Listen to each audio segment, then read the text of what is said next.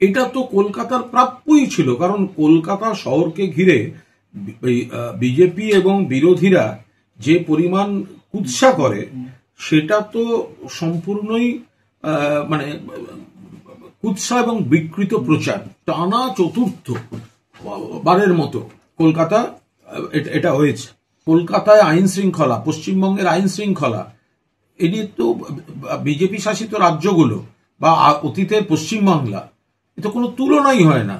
মমতা বন্দ্যোপাধ্যায়ের নেতৃত্বে মামাটি মানুষের সরকার, তারা পশ্চিমবঙ্গকে এই গৌরবের জায়গায় নিয়ে গেছে।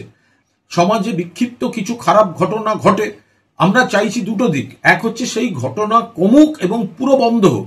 দুই, সংবেদনশীল প্রশাসন এবং পুলিশ, অর্থাৎ কত তাড়াতাড়ি রিয়াক্ট করে দোষীদের ধরছে এবং আনুষঙ্গিক ব্যবস্থা নিচ্ছে। এই সব দিক থেকেই কলকাতা বাকি সব রাজ্যের থেকে এগিয়ে।